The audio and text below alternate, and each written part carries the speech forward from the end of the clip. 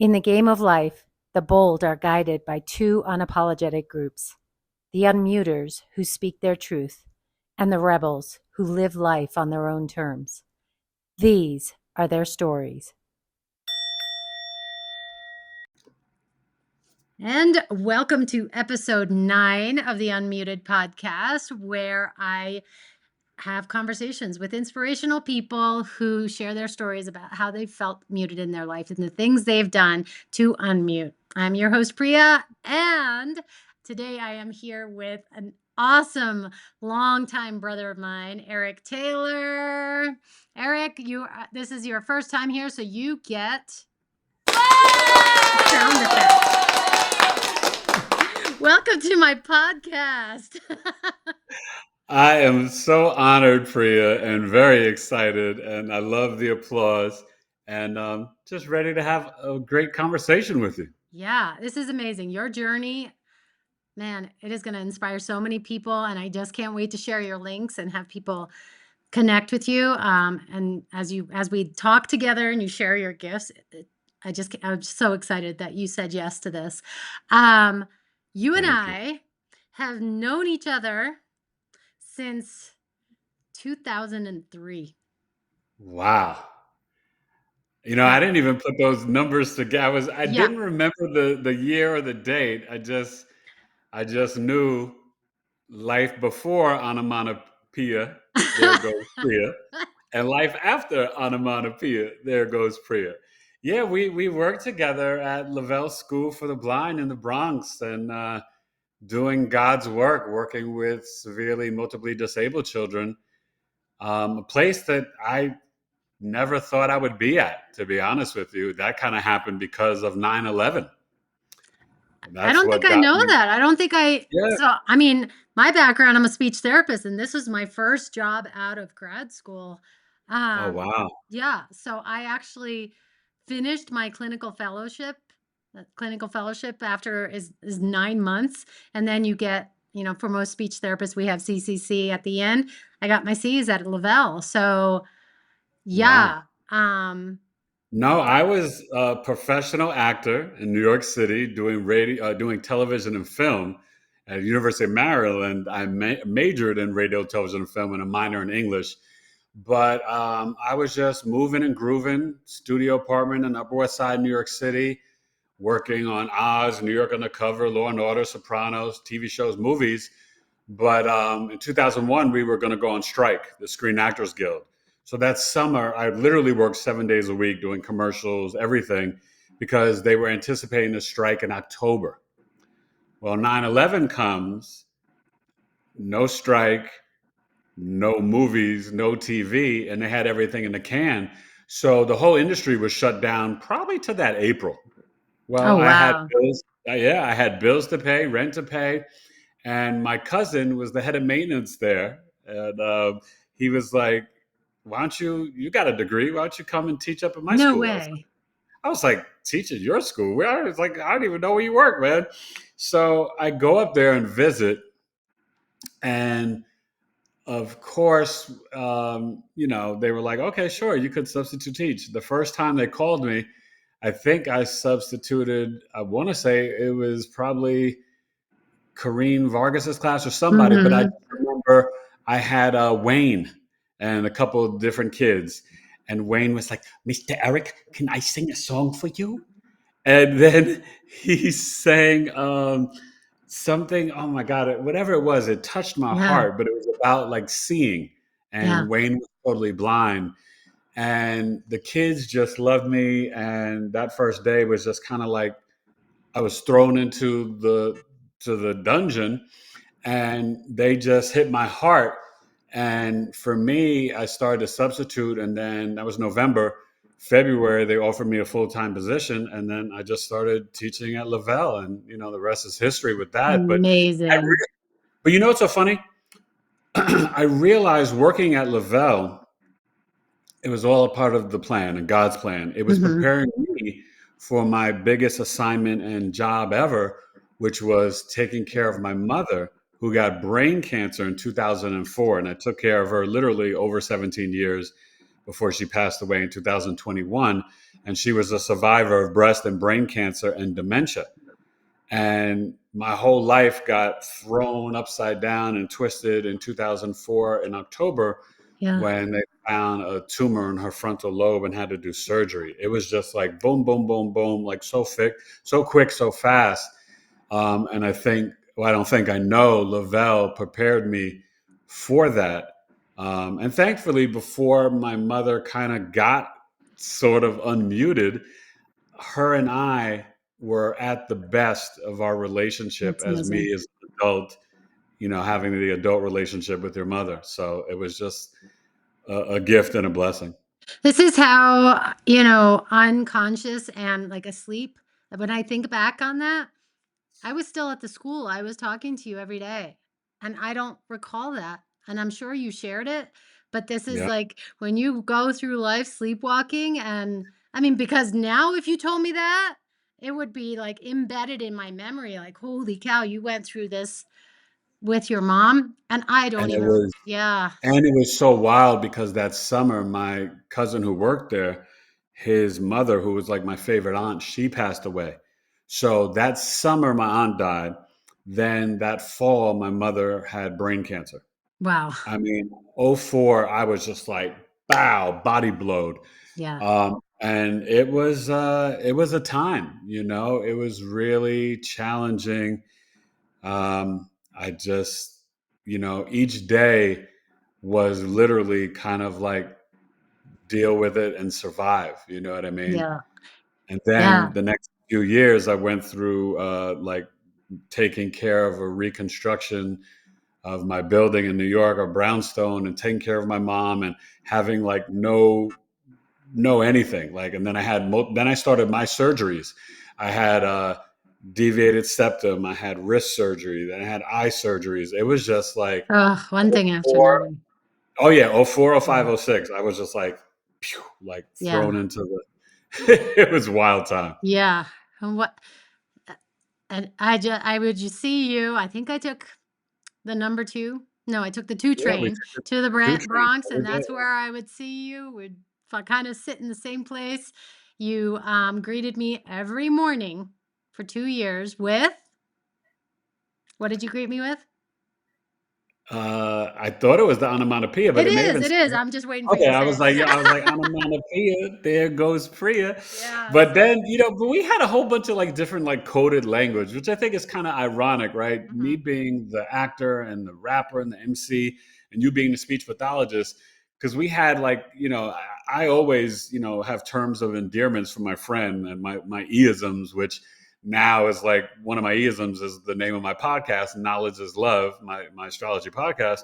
And and we would just have different little idiosyncrasies and things, and Right?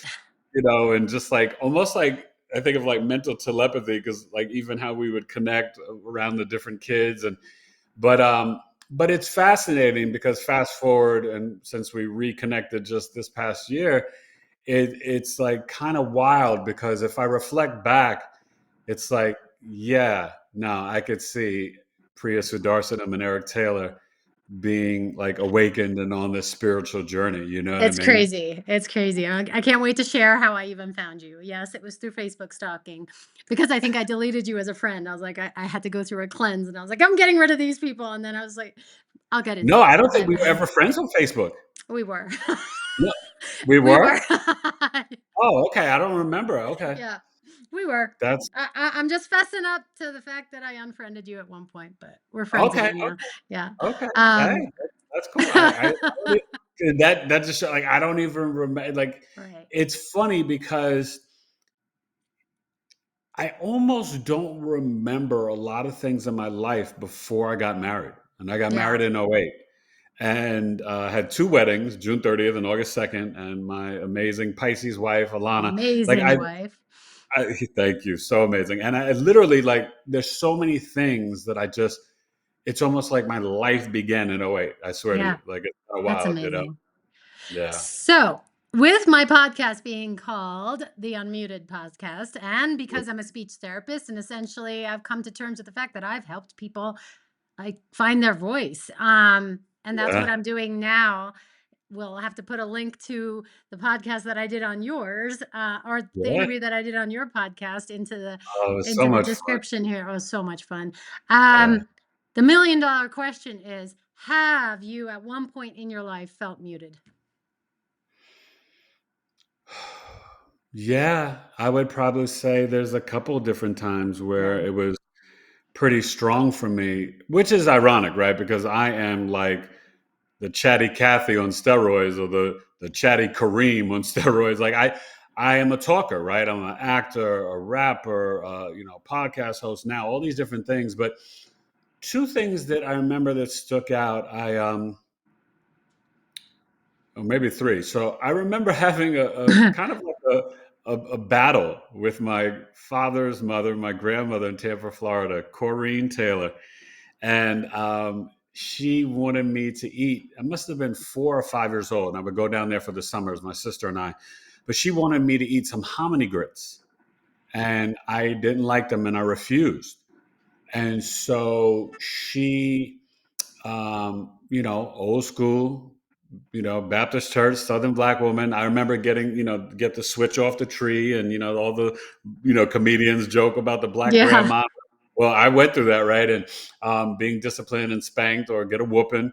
And she's sitting in the front room in her summer dress and fan herself. She was a Libra. She was amazing. That's awesome. She made homemade ice cream and cakes from scratch. But so this day there was a battle, and I could not leave the table unless I ate my hominy grits, and I refused.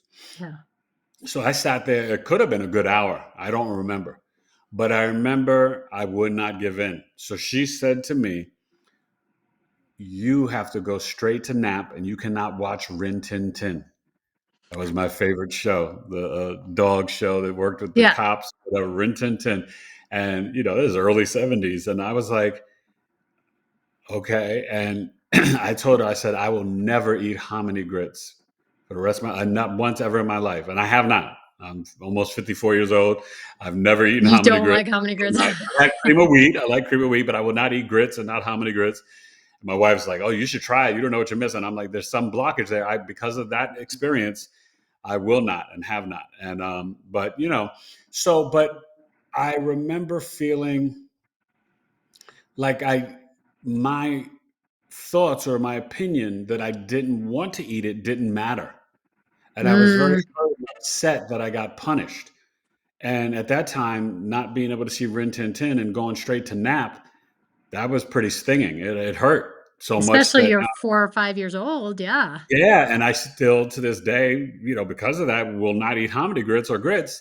That was that first experience of the muting, because I felt like my voice or what I had to say or my thoughts or feelings were not honored, right? Wow. So that was from my grandma. Um, the other two, it's kind of like a mixed bag. That one I think is direct. The other two were when I was 6 years old, my father was murdered. Mm, And I think I don't know if it's a muting, but I think that I can remember I felt devastated, but at a 6 year old mind, I couldn't comprehend that dad was never coming home again. And I remember my sister and my mother both crying, and my sister was crying and banging on the television. And her name is Elise. And I just remember saying, "Lisi, Lisi, don't cry. Don't break the television." And I knew at that point, and this is like some spiritual work that I've been doing lately to work on, and I've been doing it for years, and thought, you think you have yeah, healed your inner child, and yeah. then ta-da, Oh, something yeah, else comes up, and you're like, oh, still got more work to do. Well, that happened recently because I realized that I was carrying that burden or that feeling or that weight or pressure or responsibility that happened at 6 years old. I felt responsible for my mother and my sister at yeah, 6. yeah. And she was 5 years older. And my mom, she lost her husband, the love of her life. She was 36. My Wow. sister was 11 and I was 6. And she was distraught. She admitted to me later on that a part of her died that day as well when my father was murdered.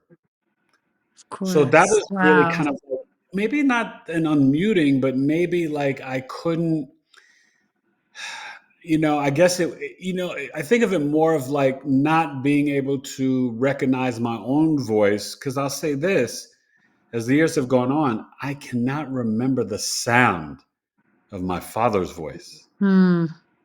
And I don't remember our last conversation. I have, memories, but then I think the muting continued in that sense because it was almost like people stopped talking about him, and I couldn't get enough. Like Yeah. I would bring up something about my dad or ask questions, and I would just get limited information, and that always hurt me as a boy. My mother was so distraught. She got remarried less than a year, and that caused a lot of controversy in the family, and people accused her of like killing my dad. It wasn't the case, but like all this stuff, it just so then the relationship changed with my grandparents, and I didn't see them anymore. And then my uncle, my father's younger brother, this is really another muting at age 7.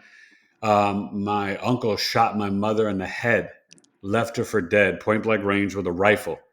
My Oh mother my my God. mother, being the superhero that she was, got up in her car in her red lipstick Mercedes Benz, drove 9 blocks with her brains oozing out of her head, and drove to my father owned a candy store and a laundromat in Harlem, on 159th and Amsterdam Avenue, and went into the store. My stepfather at this time was, working there and I guess kind of controlling the business, which is why my uncle shot my mother, because he felt like he was being iced out of my father's business.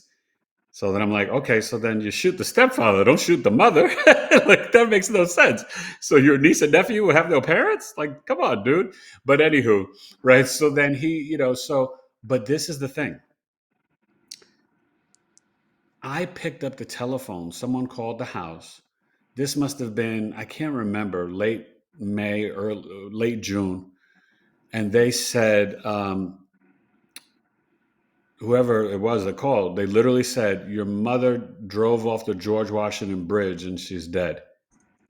And then hung up the phone. And my housekeeper at the time, Nicholas Robinson, used to make the best arroz con pollo for my birthdays and everything. She was like just my everything, like a second mother. She got on the phone, but they had already hung up. And then Yeah. she came and consoled me and all that. But I, at that point, remember the inner dialogue at 7 was like, wait a minute, I don't have a mother or a father.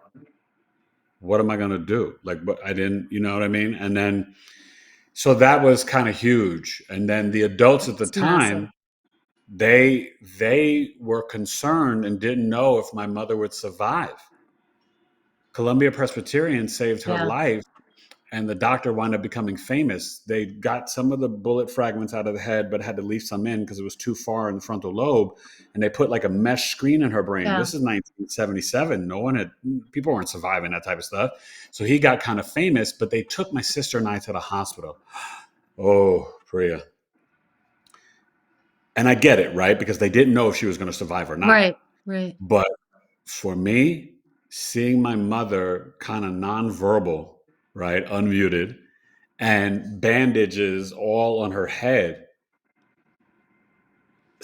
I literally, and this is what I was just doing some spiritual work with somebody. I did not and could not see that, and so I went out of body. Mm. And I literally just tapped into it. I do not remember age 7. I don't remember my mother taking a year sabbatical. I know she took a year sabbatical off of work, but I don't remember her in the home. I don't remember her rehab. I don't remember anything from age 7. It's And so, profound. I mean, you went through some significant things at 4, 5, 6, and 7. And I mean, when you talk about the concept of muting, it doesn't necessarily have to be verbal. It's these ruptures, it's these traumas that happen that then just get stored as energy in your body. And those things stop you and stop your soul. I mean, we're going to get deeper into what it is about stepping into your soul and your soul's purpose, but it's those experiences and those, I mean, I see it as like we've talked about this in our sessions, areas of density that form as a result of these experiences, and that mutes you. You stop being that pure baby, that like that little baby that you were, as you were born pure and just without any of these things, it's clouded over with these traumas. And that's essentially what mutes us from being ourselves. And it sounds like that's what you experienced. 155%, my friend. It Oh my was, gosh. but this is the interesting thing. So if you met young Eric at 8, 9, 10, 12, 14, you would have never known what I had been through Mm-mm. because I didn't lead with that. I didn't wear it on my sleeve. I was the happiest kid in the world, but I was living in my own fantasy world that I created. And so that's what got me so deeply into the sports and the music because that's how I connected with my father. I I would I was like fantasy sports before fantasy sports were a real thing. Yeah. I would literally take my baseball cards and football cards and create games in my little notebook and write down all the stats. I was the quote unquote sports aficionado, but a little kid was a sports nerd. I knew every stat of every player, excuse me, in football, baseball, and basketball, MLB, NBA, NFL.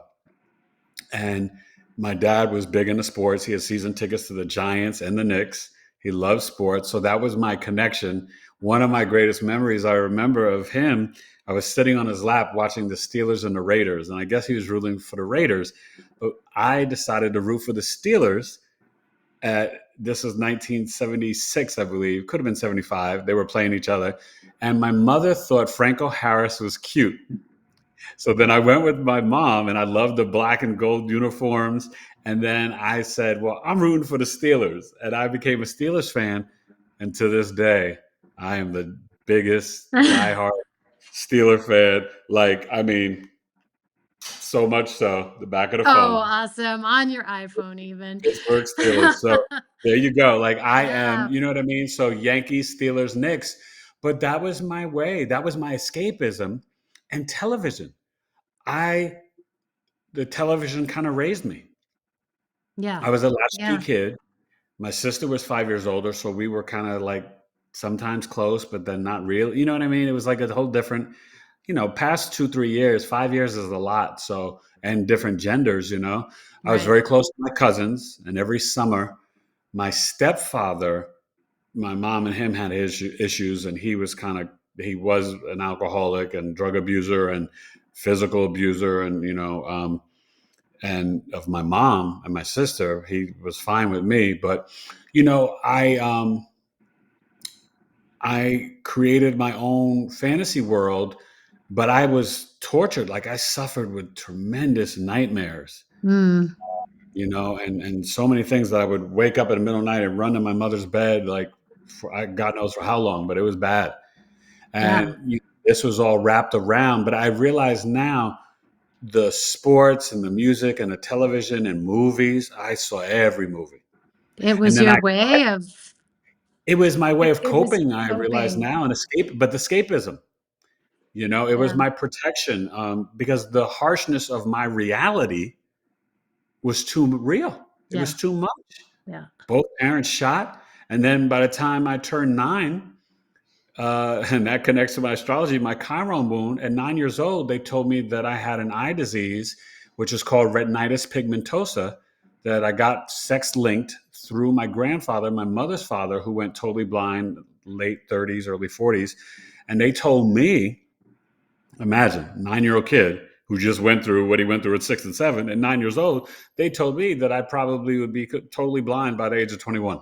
Oh my gosh. How do you tell that to a 9-year-old kid? Like, I was scared. So Oh my now God. let's add to this 4, 5, 6, 7. Skip 8. 9. Now we're on 9. Oh my gosh. And Wow. then and then 11. And then Wait, so then at 10, I got falsely accused at my school I was at. They falsely accused me of writing curse words in a desk about my fourth grade teacher, who I loved and adored and would never do. I was the nicest, sweetest kid, wouldn't hurt a fly. Surely, I was the kid that would stand up to bullies and defend kids. Like, I would never, like, oh my God, I didn't even curse. I my wouldn't talk bad gosh. about it. So Yeah. another kid did it, but guess what? Because I had sloppy handwriting, they compared my handwriting on a sheet of paper to a carving in a wooden desk that somebody did with a pen. You got to like carve in and wrote curse words about my homeroom teacher. And I think it was a kid from the other fourth grade class. They framed me, blamed me, and they asked me to leave the school in fourth grade. I was going to a private school in the Bronx in North Shell. I mean in Riverdale, the prestige, Riverdale.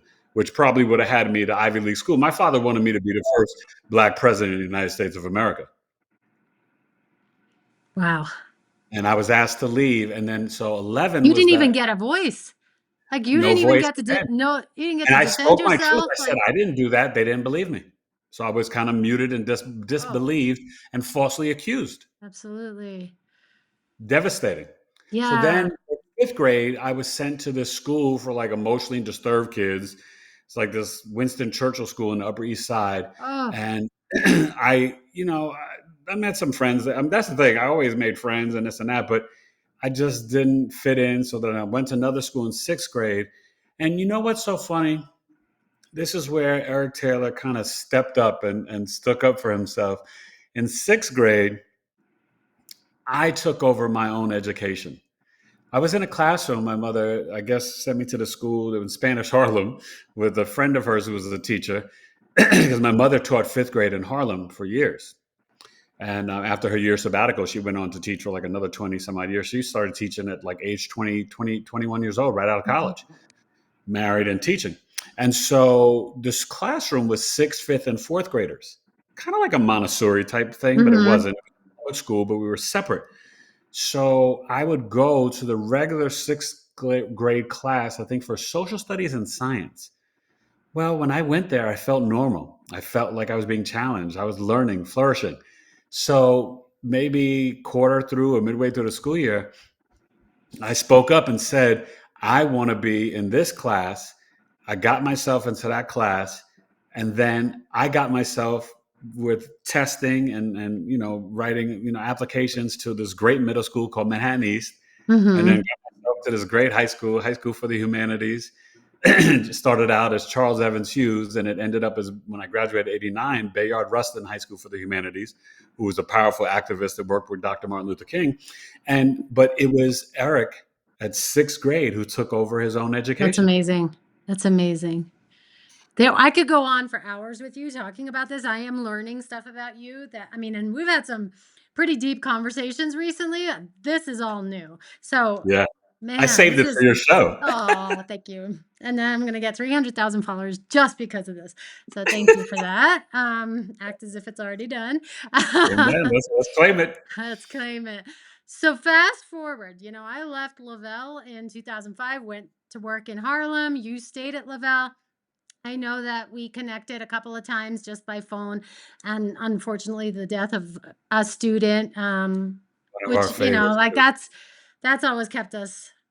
It kept a The bond love for the between us kids. because we absolutely the love for the kids and this Yes. kid in particular. Just, I should put a little thing at the end, this dedicated to Larry, and then I can send it to his Yes, mom please.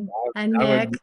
that would Yeah, just warm my heart and make me smile. because Yeah. Larry, oh my gosh, talk about just now I'm off on a tangent. He was the perfect example of when you unblock, when you can just connect to energy and connect to somebody's soul, the Yeah. what comes out. Because he was completely muted. He used to just barely say anything, autistic, blind, used to just his thumb was so chewed up from Sucking his thumb. Yeah. tantruming and getting so angry, and they would say, "Don't talk to him, he's autistic," and I'm like, "What? So?"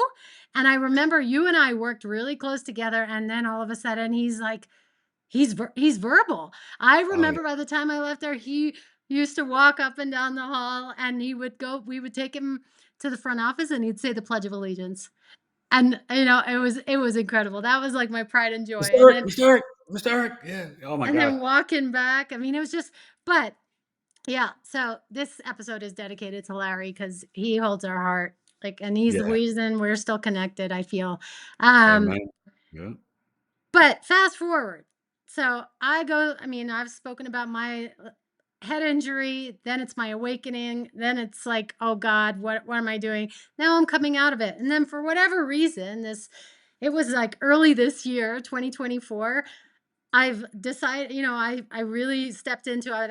I'm gonna create on social media. I'm not gonna consume, and I'm not gonna scroll. But something, it was like a voice, it was a nudge. It was like, Eric Taylor, where is he? Hmm, let me look him up. And and I look you up, and then I see your cover on your Facebook is intuitive astrologer. I was like, what the heck? What?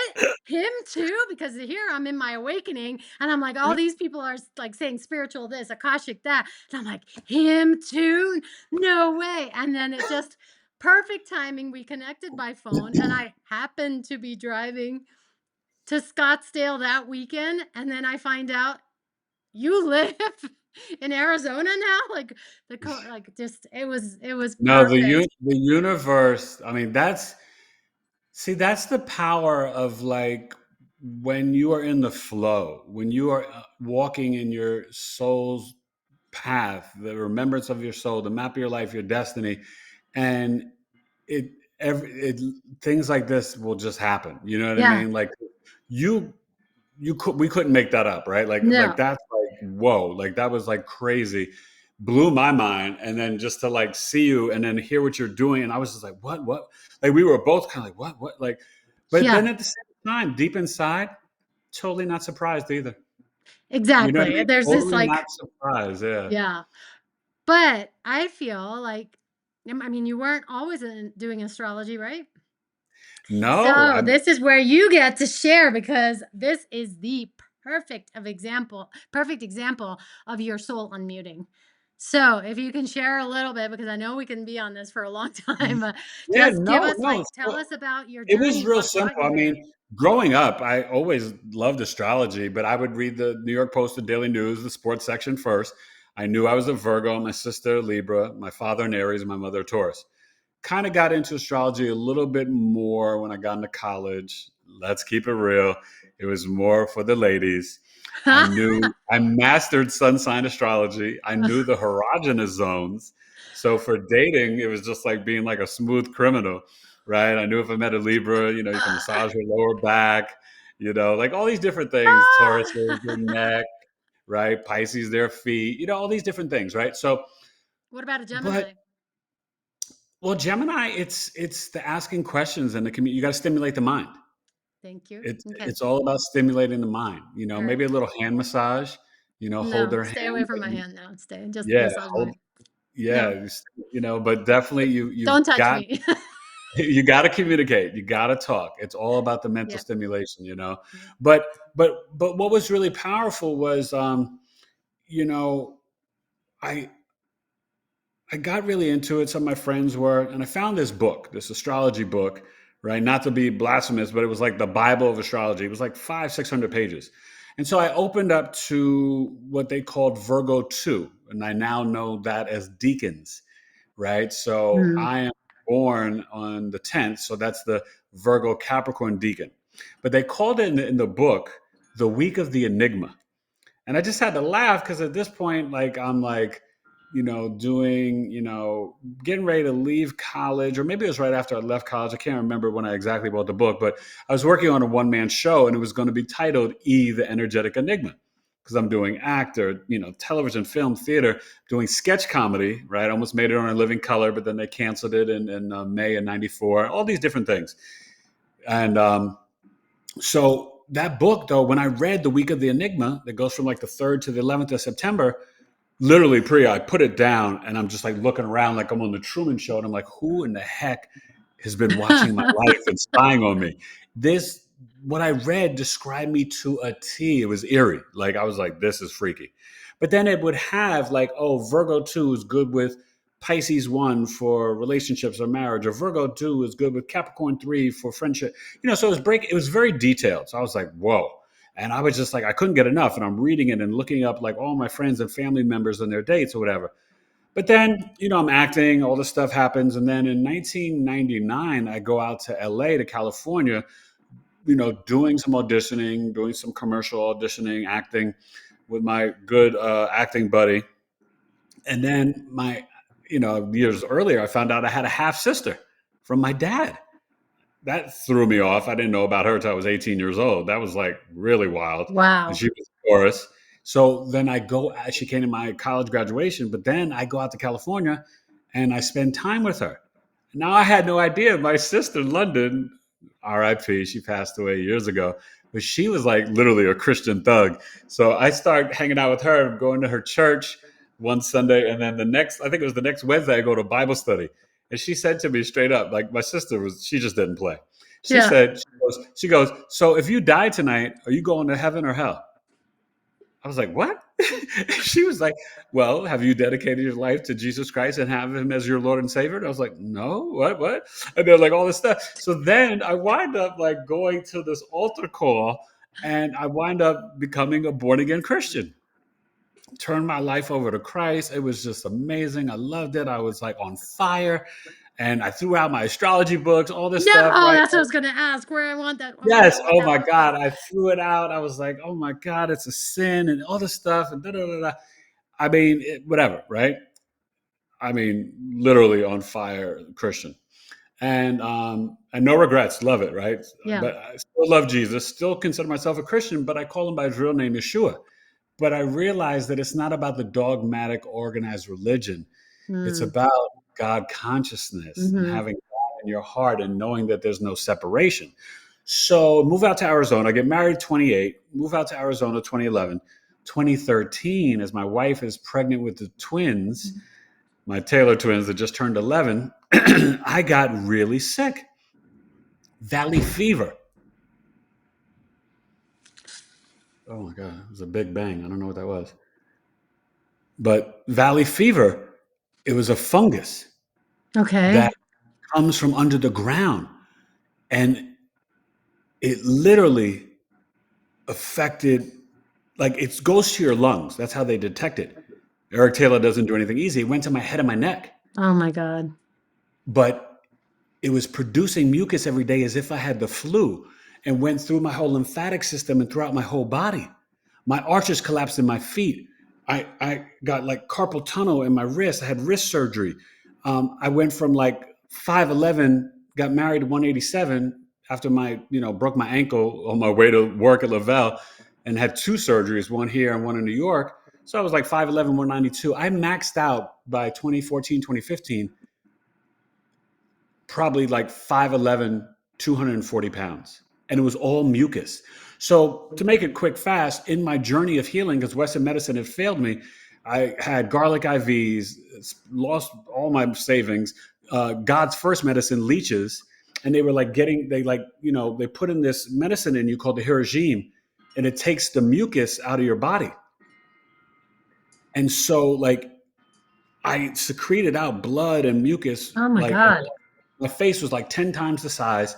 I mean, imagine 5'11", 240 when you're normally like 5'11", 190. That's 50. Yeah. I mean, it's crazy. So, but in that process, I couldn't physically work a job. I was doing sports radio and I was like, well, what can I do to like earn money? And I was looking into life coaching and I was like, well, relationship coaching because I'm an expert at relationships and I've been doing relationship coaching since I was like 11, 12 years old. But then with Western medicine failed me, I started to get back into astrology. I'm watching all these videos on YouTube. I'm reading books. But then I got into medical astrology. And then I was talking to my wife and I said, I don't want to go through all this certification stuff for life Yeah. coaching because it seems kind of like not legit and I don't know. But then I said, this astrology stuff started resonating more and more. And I found a woman and I was like, she's a Virgo like me. And then I was like, I just resonated with her. And I was like, I want to take some astrology classes. I think I'm going to want to, become a professional astrologer. But I was like, I don't know like what that means. And then I started taking these classes and reading more and more books and research, investigating. And it was literally like my soul came back home because I've been doing this for multiple lifetimes and Yep. millenniums. And I just like, I learned it so fast, so intuitively, it didn't even make sense. And what happened was in the class, she literally showed to the class my chart and I told her she could, but she described in my birth chart, you could see in detail my father's murder. And there was like 11, 12 kids in the class worldwide. And you could hear a pin drop and everybody like kind of gasped. And I just told them, I said, it's okay, you guys, that's my life story. And I told, Yeah. that you could show it. But she showed in my 11th house in You could Virgo, see it in your chart? it was so clear, and it's not in my sister or my mother's chart, but it was in Oh my my chart. God. It literally described my father's murder. And from that day on, I was hooked, and I couldn't get enough because that's my life story. And I couldn't make that up. It was based on what astrology is, the map of your life based on your birth time. And it described my father's murder. I was like, that was it. That was And it. I've been a professional astrologer since 7 years now, since 2017. Amazing. Amazing. Let's dive into that because if you haven't had a reading with Eric, we're gonna drop the links in here. Yeah. Book a reading with Eric. I mean, I could be a course junkie and just take certifications after certification. And I'm also a healer junkie that I've gone to this person and that person. And so Right, I've right. like gone to this medium, that psychic, constantly searching for somebody to tell me the answers. Whereas meanwhile, I had the answers. But that session with you, once I found you and it was like, oh yeah, I'm getting this done. Um, it was probably the most grounded reading I've ever had, and just something that was going to help me in my life now. Nothing about having me in the past or in the future. It was really, and everything that you shared has played out in the past. um and I mean, it really, I feel as a result of that, everything is an activation. You activated unmute with Priya within me, just talking about it. Yeah. So I want us to spend like these last few minutes talking about your business. And if you Sure. see your plaque in the back, Biggie Astrology, Intuitive Astrologer, Transformative Life Coach, and Teacher. So tell us more about Well, what you do. And I feel like you help people unmute with what you do. totally, because I'm like the guide taking you on the remembrance of your soul. The birth chart is the map of your life. You chose, there's no victimhood. You chose your parents. You chose these karmic lessons for your soul to evolve in this lifetime. And so for me, I look at it as astrology, intuition, spirituality, psychology. So my job is to help you heal your inner child. My job is to just give you those minor tips and adjustments, depending on the chart, because some people are really out of alignment and some people, they just need like little pointers and little adjustments. But my whole process is taking you through the 12th house zodiac wheel, really explaining everything in such detail, because I don't want to buy you fish. I want to teach you how to fish for yourself. Mm, And so for me, yeah. helping you to reprogram your subconscious mind, heal your inner child, start a dream book, like really improve the relationship, the most important one, with self, increase your self-love, so then you could have better relationship with others.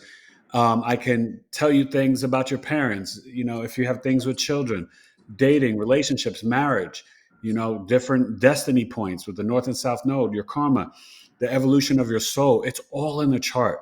And so quite literally to this day, and it will never go away from me, every time I bring up a new chart and have a new client, I just get like, I think about the I kids in the class. know. If you remember, some of the kids, they were like, ah, like, they would shake, right? And it's Yeah. like, but it's like a joy. It's like a tingle. Like I feel like alive and electric. And I'm like, I got to dive in. I use my Mars and Virgo to like investigate and research your chart. And like, how am I going to explain to you and give you a new perspective of like, you're amazing. And I don't give anybody fluff. I No, you just let don't. people know, like, listen, God made you so uniquely complex. And when you see you through your own chart, you can realize that you are love. You are loved. You deserve love. You are intelligent. You are destined for this. You can do this career, but you could do other careers. Like I show people just all the pure joy, love, and magic in their chart.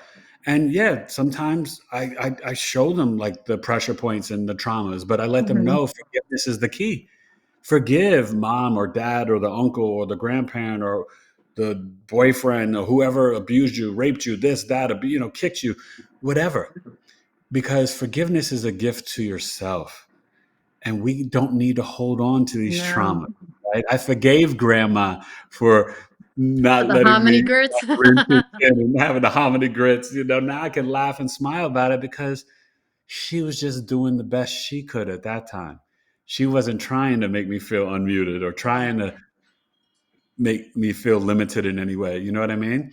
And so that's the beauty of the birth chart, and it connects to everything. The numerology, your human design, your soul contract reading.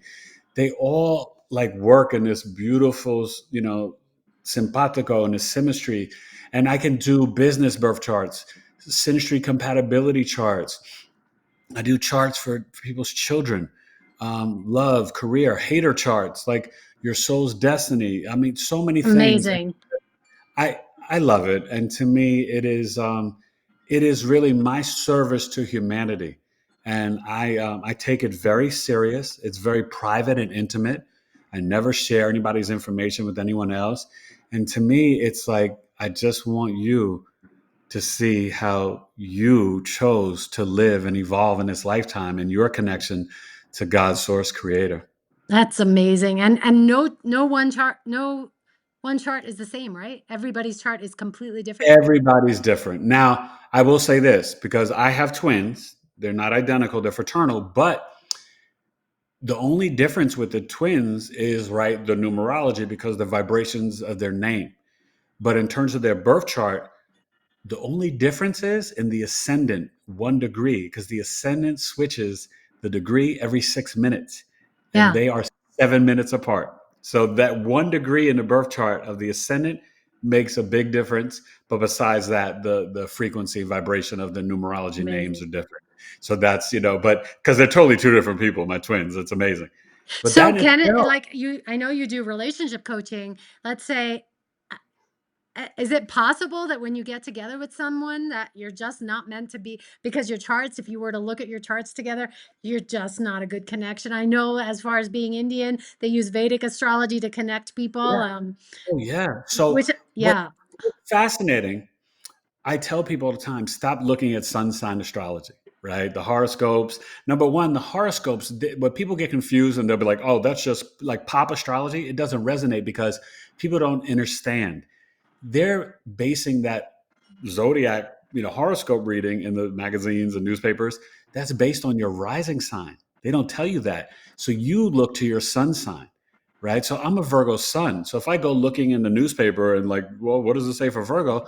It may not resonate because I'm a mm, Scorpio rising. My ascendant is rising, and those are based on the rising sign. So that throws people off right off the bat. But reality is, when you're doing like a compatibility reading for a relationship, and it could be for friendships, it could be mother, daughter, father, son, brother, sister, could be boyfriend, girlfriend, husband, wife. The sun sign is like one of the last things you look at. You uh, look at Venus, which could be the wife, the Jupiter, the husband, the Juno, which is the asteroid for long term relationships, commitment, and marriage, the fifth house, dating, romance, fun, sex, the seventh house, relationships, marriage. You look at the moon, the emotional mind, your intuition, your body health, family you create, your mother. Mars is boyfriends. So Mars is like who you like a woman may be attracted to a guy that Mars, but he may not be the one you should marry. But then you could look at the sun. So the sun is like the sixth or seventh thing I look at in a compatibility chart. But what I will do is show the couple, and I love doing these married relationship things, but I can show the couple any two people can work together. You just have to kind of really learn that you could be doing something unconsciously that could be irritating your partner and they take it personal, yeah. but it's accidental. So it's just about kind of learning how the energies work. And so, like, you have to be more sensitive to this. You have to pay attention to that. Oh, when this person goes to work, it makes you feel insecure because of this. I can see all that in the chart. So, to be honest with you, I feel like almost any two people can work together, but it's definitely not based on the sun sign. But there are definitely some alignments that will show that spiritually, karmically, energetically, that it may not be a fit. But you have to get a reading to really know for sure. Just hearing you right now and listening to you, you are such the expert and you can hear your passion come through at one point. I was just like, "What is he saying, Chiron?" I Yeah, mean, I yeah. heard it, but, like, when I see you on your lives, I'm like, "Boo, boo, boo, boo, boo, boo, boo, boo." It's like, Oh, yeah. holy cow, it's like how the Dominicans used to speak Spanish and where I lived. I was Yeah, like, on the 2 train to the Bronx or Harlem, exactly. No, it's rapid fire for me, and "Oh, to be honest with you, it's fascinating because there's times where I will honestly even surprise myself because I can admit, if I'm being fair and honest, I picked it up and learned it way easier and way faster than maybe and I'm not trying to toot my own horn because I don't think mhm, it was, it's not like anything special about Eric. I think it's that this is what my soul was meant to do in this lifetime. yeah, And I've had Akashic Records readings. I've been doing this for millennium. In Lyra, Vega, and Orion, I've been working on this and part of forming the zodiac and the constellation belt. Like, this is who I am. There's this no, is absolutely who yeah, you are." it is Yeah, who I am. And so that makes my soul and my heart just light up. And I've never felt more alive. And it's I could see honestly, it. and I tell my clients this, like when you learn and understand the planets in your birth chart, it's like becoming a Jedi. I see things coming. I see things happening, right? I even predicted I was just like one day off, like when Biden stepped down. I saw that coming, and I said it would be that Monday, but they did it on the Sunday of the Capricorn full moon. But I saw it coming. Like, I mean, I can see stuff. Like, it's so fascinating, but sometimes I'm even like, whoa, like how did I, you know what I mean? So it's very humbling, but it's the most rewarding thing because I'll be honest with you, Priya. When I work with my clients, I even had a client today, like you see the abuse, the traumas, the Mhm. neglect, the abuse, like people go through it. I mean, look, I just shared with you earlier in the show, like all that I went through, but I'm like, people go through so much worse and more, like, you know what I mean? And my heart just, but I empower them to let them know you are not a victim and you got this, and Yep, this does not define you. You are more than this, and you are here to heal upon it. You are here to break generational curses, and I could see that in the chart as well. So yeah. it's just, I love helping people and really guiding, right? Because you selected your chart. Just imagine yourself up in heaven, like on the big screen, and you're selecting. I need some You're just some like, past life trauma with yeah. dad, some issues with mom, and I got to have trouble with relationships. I got to learn these life lessons through this. And you're like boop boop boop, and then you hit enter, and then you go through the portal of your mother's womb, and you're born, and that's the first house ascendant, Oh, and all that you selected to learn. That's the birth chart. Those symbols, so it's like, in real life, right? GPS, we use a map to get somewhere to a destination. Well, that's the birth chart. It's the destination that your soul had selected before you came here so that you can remember who you really are, not this physical 3D flesh avatar body, who your soul is, who is really Priya Sudarsanam, right? Not wow. an Indian woman, not a Exactly. not a speech pathologist, not a this, like the soul, The like who soul. are you? Yep. And that's how I do astrology. And it is my honor, pleasure, and joy every single day It's to get amazing. get to work and to continue to unmute for myself every day Yeah. and really to help people unmute. So that's my journey. That's my life story, and I'm sticking to it. This is your tool. This is your vehicle to unmute. And man, you took us through a journey of Eric's journey from 4 to 54. Holy cow. Before we end, how can people connect? How can they work with you? What do you offer? I mean, there's different ways. Yeah. Yeah. Oh my God. Thank you for that so much. Well, you can go to my website and explore, read and research. There's videos to watch, there's testimonials, there's blogs that I've written, What's and your it's website? Big E, Bige, my nickname since I was 7 years old, bigeastrology.com. And you can email me, Eric at bigeastrology.com. And so, We'll put all also, those links in the yeah, description yeah. And I too. still also use biggieastrology@gmail.com, but I prefer now I'm transitioning to the business email, Eric Uh, at biggieastrology.com. But yeah, I can help you with everything and anything. And you I have an have amazing podcast, yes, my amazing podcast. YouTube channel. I am so I'm so proud of it because it comes from one of my isms, knowledge is love. And I Mhm. created it a long time ago. I think probably when I was working at Lavelle, but I said, if you love someone, you should keep them in the know. They should never have to guess, assume, or believe because they can do that wrong. Ah, yeah, Therefore, knowledge is love. You let them know, right? You tell them, I love you, right? I right. don't I, I don't miss a day of telling my wife and my boys that I love them, my friends, right? I love you, Priya. You are like my dear friend. And you have to let people know that knowledge is love. And so that's what my podcast is about.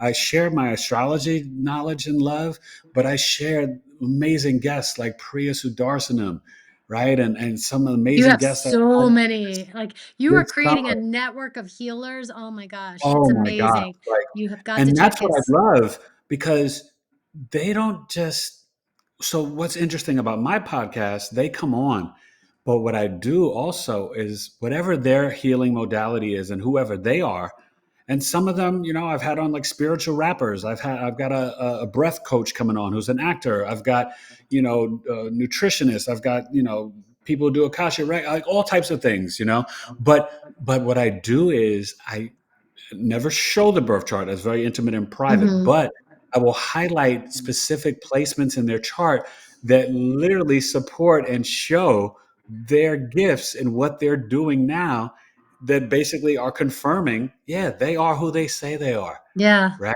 And that was like so beautiful with, Unmute with Priya, right? All yeah. that you do now, the speech pathology, but even, all the, the kasha, the quantum energy, all of it, the unmuting, like it's in your chart. It's in And my so, chart. and I I share that have with the no audience. choice but to do it. I have to do it. Yes, it is Yeah. like, oh my God. And, with ancient timing techniques that I use called annual perfections and secondary progressions, which is actually described in the Bible, in the book of Genesis, 1 day equals 1 year. And just so people know, astrology, it's coded all in the Bible, the Torah, and the Quran. It is not a sin. Okay. And, Amazing. I'm and, glad I was gonna I'm glad you're saying that. yeah, because so for me, that's what and I've created a community. I have a astrology monthly meeting that I do twice a month, and it's called Astrological Coffee Talk with Eric, right? My New Yorker, I got to bring it out, right? And Astrological Coffee Talk with Eric, where I I teach astrology lessons, but I've created a community. I call it my 11th house crew, where people, it's a safe space where people don't feel like they're crazy because they love the metaphysics, the occult knowledge, esoteric knowledge, astrology, numerology, spirituality. And people come and they share their insights and information. And I teach them lessons and we read charts and I show them different things. And it is so awesome. And literally, Priya, I have people come from all over the world, Amsterdam, Amazing. Poland, Africa, America, New Jersey, Ohio, Washington, All California, like all, over. and people connect and literally kind of, I've had some people make real like friendships and Yeah. book readings with other people who are into other modalities. Like that's what I love because I felt like creating this community was a way for people to be like, no, you are not weird, crazy, or the black sheep or the rebel. You have a home here with me at Yeah. Coffee Talk with Eric. So I'm very proud of that. So yeah, people can reach out and email me. I've Awesome. got coffee talks. I've got I don't know, may happen before this gets released, but I got one coming up August 24th, teaching about Venus, love and relationships, and then I'll have two in September. We'll be we just finished doing Kamala Harris's birth chart, and I do that in private. I have morals and ethics as an astrologer. I don't do birth charts of celebrities or famous people who are alive. Plenty of astrologers do, and I don't judge them. Mm, Never criticize another astrologer. You don't do that. I don't. That's my moral code. But yep. if I don't have your permission and you are a famous politician or actor or actress entertainer, if I don't have permission, I won't do your chart in the public sphere, only Yeah. in private. Yeah. That's my code. Because Yeah. I understand what this is, Priya. Yeah. This this is very ancient wisdom and knowledge. This is not a game. This Yeah. goes back to ancient Kemet, ancient Babylon, Mesopotamia. the mystery schools. This is sacred stuff. And there's people in power who use it for bad. I only use it for good. And Yeah. that's what I want everyone to be able to do and for themselves and to know. Well, amazing. Amazing. I will definitely have you back on. I know we're going to be collaborating on a few things. Yes, yeah. And you're There's coming so back much to on my do. podcast live in the fall. So I'm I'll come excited. back onto your podcast. Alana's going to be a guest on mine. I mean, we're just like a big, huge family. Like Family. it just, Exactly. and our mission is to help people return to their souls. It's kind of like we've formed this collective. It's like returning Yeah. home, and that's And it's it. so clear. And Yeah. it's so we're not there's nothing that we're forcing. This is Right. just all love based. Yes, And that's what it exactly. should be. You know what I mean? And that's what it should be because I want people to know that it's okay to awaken and go on this ascension process and that yeah, we're going through challenging times and it may get a little bit rougher and uglier in the near future, but in the end the good team, the light wins, and we're going to be in the fifth dimension, and we're going to be vibrating from love, gratitude, joy, and authenticity. Age And of Aquarius. Number authenticity. one currency: be authentically you. God made you one of one. There's only one Priya Right. Sudarsanam. There's only one Eric Taylor. Now, there's plenty of people with the name Eric Taylor, but no, there's only There's only one one you. me, Eric Taylor. And so that is that authenticity that, like, if you are not authentically being you, it's almost like being disrespectful to God, source creator. Yep. Like, why would you want to be? I can't be Michael or Jeffrey or Steven. I can only be Eric. And Yep. that's more than enough. So, And just know we are all here to support you. So anybody who's watching this, reach out to any of us. This is what we're oh, here to do. please reach out. Yeah. We have a I massive mission. love, I don't bite. I'm very honest and friendly, No, but definitely don't. I am a wealth of knowledge. But guess what? I'm also the eternal student. Yes. I am not arrogant. I don't think I know everything. Right. And I am willing to get uncomfortable. And that's what I want your audience to know. Always be open to growth and being flexible and being uncomfortable because then when you are willing to change and say, oh, teach me. I don't know that. I want to learn. Yeah. Just like how you were like saying during the pandemic, you were like, oh, I want to Yeah. take this class. Be hungry, be open. Yeah. It's not saying to be wishy washy. It's just saying it's okay to gain more information. And it's okay to like take the car, hit the brakes, and make a U-turn and turn. Yeah. Sometimes in life we make changes, and that's okay. And so that's what I want for people because sometimes people get so caught up in the programming and the cognitive dissonance and oh well, if my government, my daddy didn't tell me, then I can't see outside of that box. No, that's so limiting. Yeah. Yeah. Open your heart and just and open these, right? We got one of these and two of these. Got two of those and one of these. A perfect place to end today. Yes. Thank you again, Well, Eric. And man, you're thank a gift you. to this world. Thank you for unmuting and thank you for sharing. Thank you for helping me to unmute even more today. It Yeah. was really a pleasure. And I love your episodes and your podcast and what you're doing.